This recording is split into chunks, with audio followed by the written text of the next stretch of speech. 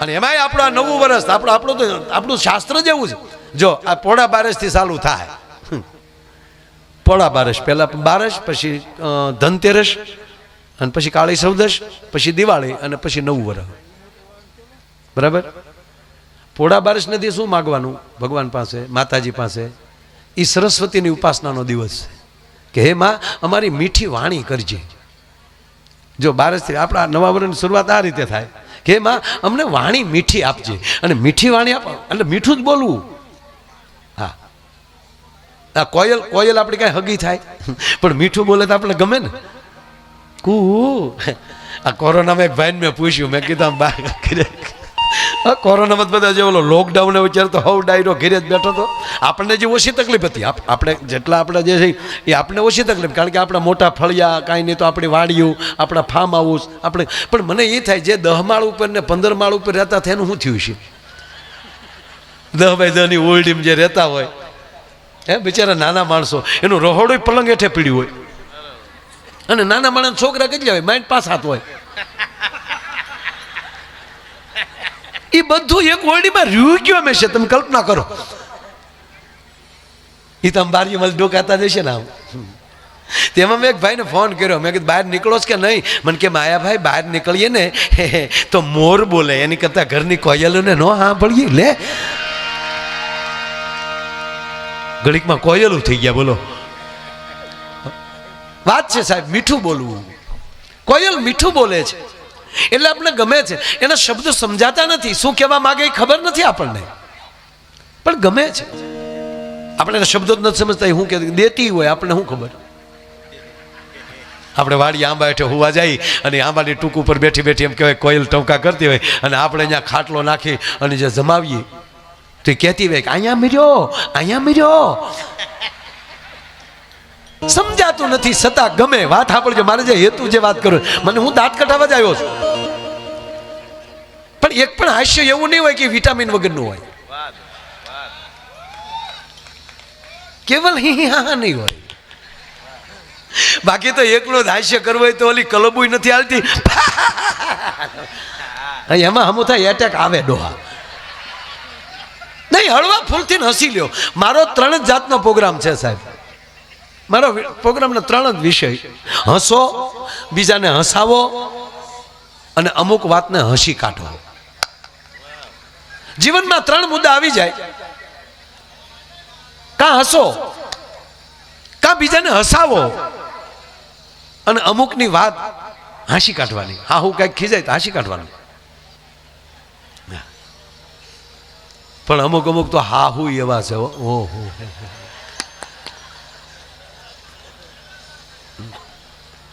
હજી પરણીની દીકરી આવી હોય ને. હવે જો તમે સાંભળજો, આપણે નવો મોબાઈલ લઈએ દાદા, નવો મોબાઈલ લઈએ તો આપણો જે જૂનો મોબાઈલ હોય એના ડેટા એમાં આપણે ટ્રાન્સફર કરતા હોય ને બ્લૂટૂથથી. એ ટ્રાન્સફર થતું હોય, એની વચ્ચે અડો તો મોબાઈલ હેંગ થઈ જાય. હવે સાંભળજો, દીકરી પરણીને હાલી આવે છે, અત્યાર સુધી એની અંદર તમામ ડેટાઓ છે ને એ બાપના ઘરના હતા, અને હવે નવું જીવન ચાલુ કરે છે. એ ધીરે ધીરે તમારા ઘરના ડેટા અંદર ડાઉનલોડ કરી રહી છે. એની વશમાં અડો તો હેંગ જ થાય, બીજું કાંઈ કરે. થોડીક તો નિરાત રાખો, જે હાલી આવે છે નહીં. અને તમે સાલોમાં પછી એમ કે વાહ તમે સમજતા નથી. અરે એક નવી દીકરી પરણીને આવી, નવી દીકરી પરણીને આવી ને એટલે આખો પરિવાર સારો હતો, દીકરી પણ સારા પરિવારની દીકરી. અને આ તમારા ગામમાં મને એક બીજું ગમ્યું, દુનિયાના કોઈ પણ માણસને અમદાવાદ આવવું હોય તો આવવું તો તમારા ગામ ઉપરથી જ પડે.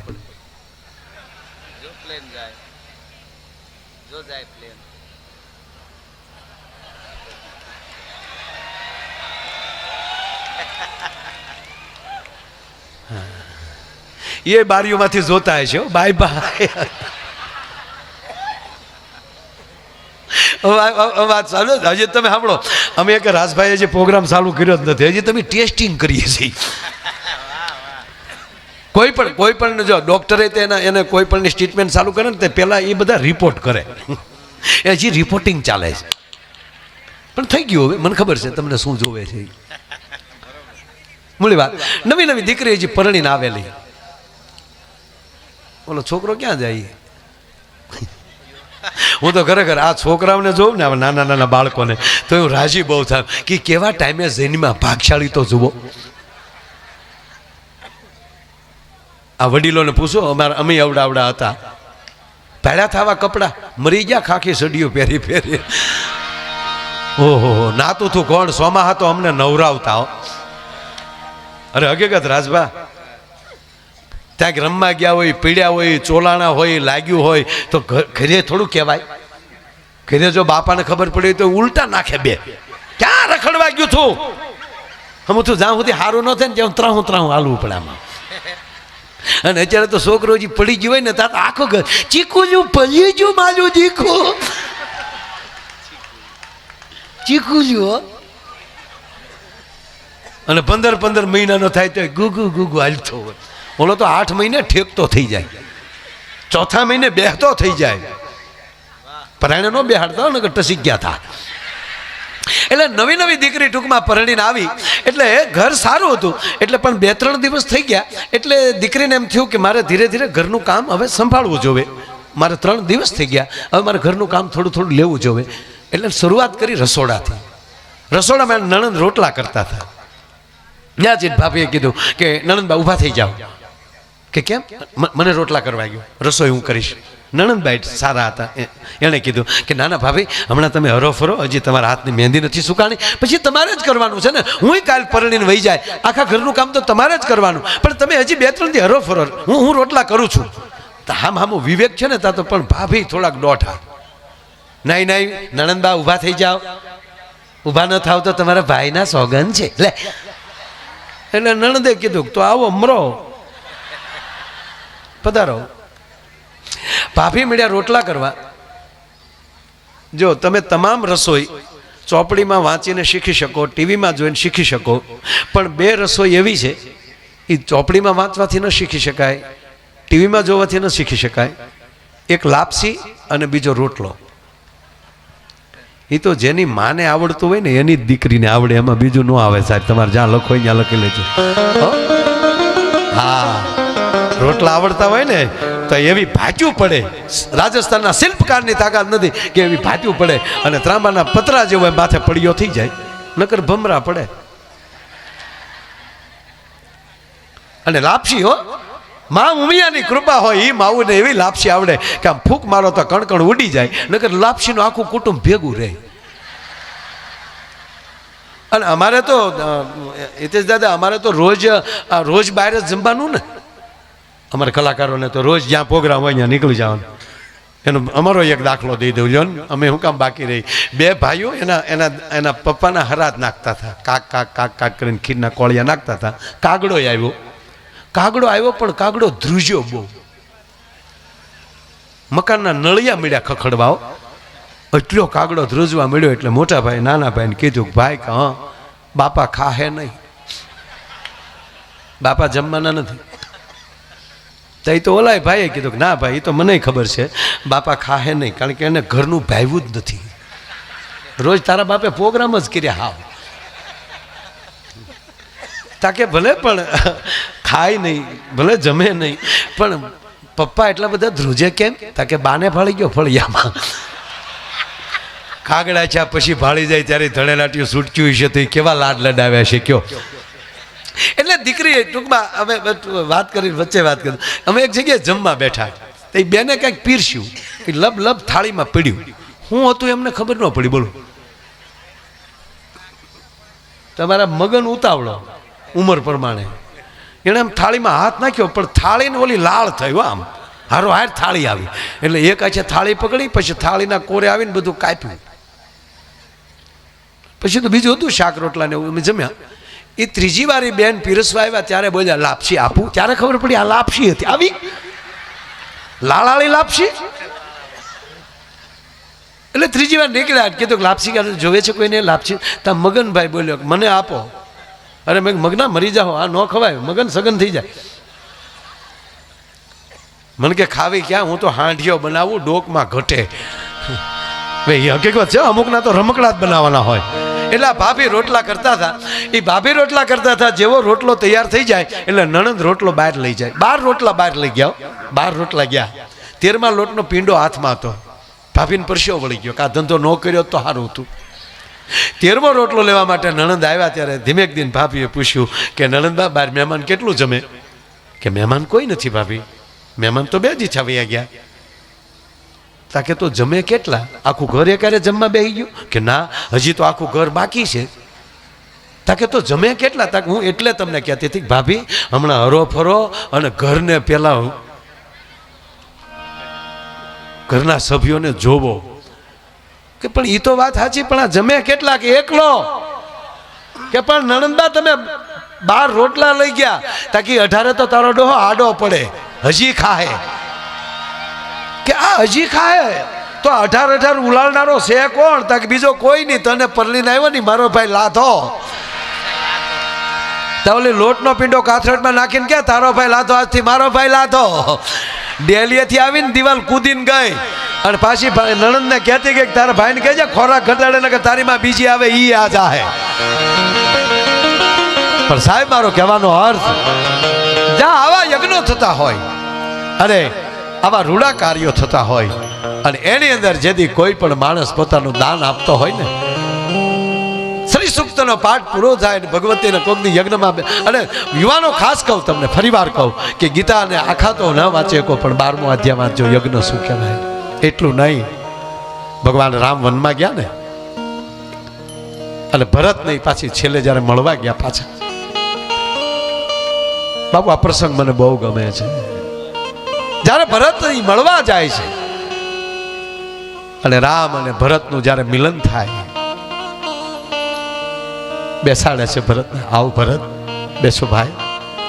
દાદા પહેલું વહેલું રામે પૂછ્યું હોય ને ભરતને, તો શું પૂછ્યું ખબર? ભરત અયોધ્યા બરાબર છે? હા મોટા ભાઈ. ભરત આપણી અયોધ્યામાં યજ્ઞ તો ચાલુ છે ને? હા મોટા ભાઈ. આપણા ભૂદેવોને આપણા આચાર્યોને યજ્ઞની સામગ્રી બરાબર મળી રહી છે ને? કે હા મોટા ભાઈ.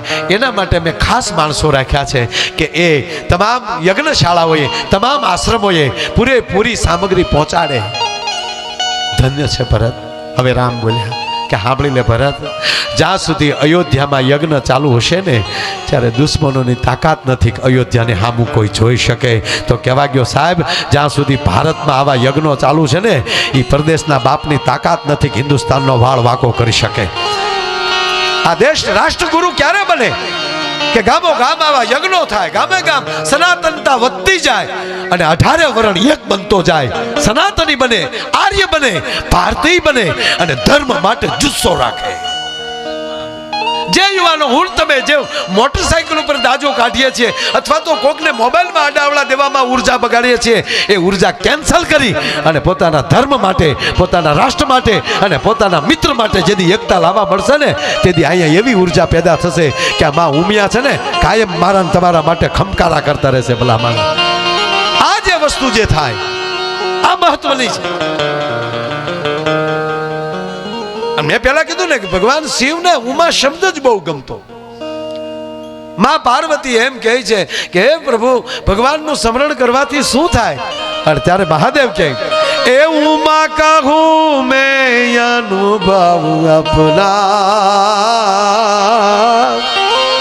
એ સત હરિ ભજન જગત સબ સપના. અને ત્રીજી વાત, આ કડવા પાટીદાર એમાંય 42 કેટલું તમારે શું લાગે આગળ? હા 42-84. હા પાટીદાર સમાજ ખરેખર શું બનેલું ખબર? આ ભગવતી જ્યાં સુધી આપણે માં છે ને આપણી પર કૃપા કરતા રહી ને ત્યાં સુધી, રાજભાઈ કીધું ને કે અમેરિકામાં ભૂરિયા ફાળે રે, ભૂરિયા નહીં, આ બ્રહ્માંડ જ એવું છે. આ કૃપા એટલે છે આ બધા. અને કવિ તખતદાનને જો કવિતા લખવી પડતી હોય, જે માણસનું ભજન કરતા જાય ભગવતીનું, એ માણસ પ્રગતિ કરતો જાય અને જે ઈર્ષાથી બારો જાતો જાય. આ એક માણા કરોડની બહાર દાન કરતા એવા કેટલા મિત્રો મેં જોયા આમાં. હે એક યજ્ઞના 3-3 લાખ રૂપિયા, 6-6 લાખ રૂપિયા, આવા કેટલા દાન છે. અને સાંભળી લો, પૈસા હોય તો દેવાયો, પણ ન હોય ને તો રંજ ન કરતા, ન દેવાનું હોય ને તો રંજ ન કરતા.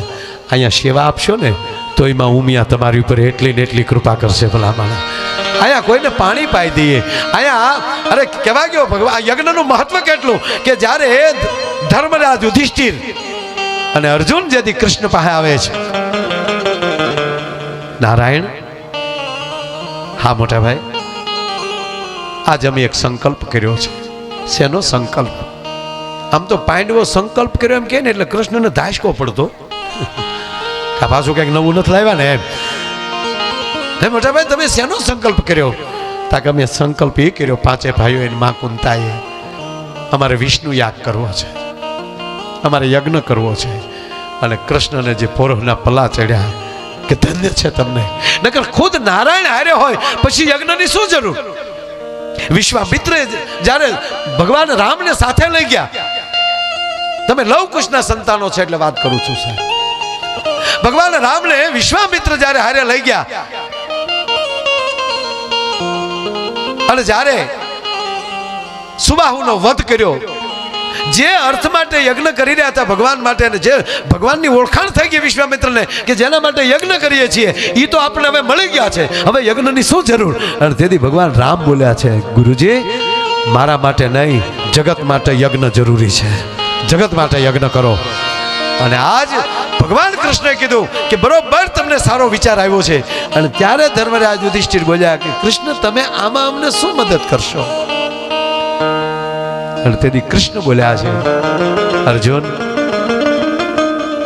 મોટા ભાઈ યુધિષ્ઠિર તમે જ્યારે આવો યજ્ઞ કરતા હોવ તો હું કૃષ્ણ તમને વચન આપું, તમારા અતિથિઓ અને ભૂદેવો જે બ્રાહ્મણો છે ને એની પત્રાવળી હું ઉપાડવાનું કામ કરીશ, એની સેવાનું સ્વયં સેવાનું હું કામ કરીશ.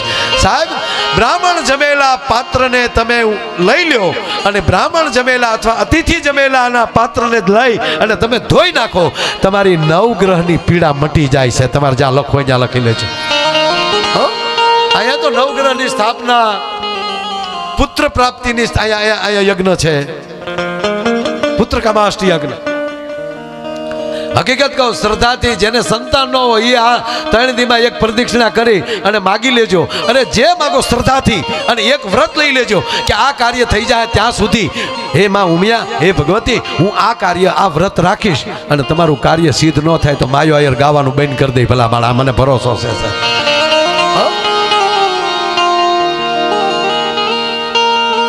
આ કાર્યો છે અને એ કાર્ય કેવલ ને કેવલ વાત એ છે કે ભારત જ કરી શકે, કોઈ બીજા શાસ્ત્રોમાં યજ્ઞની સુવિધા નથી.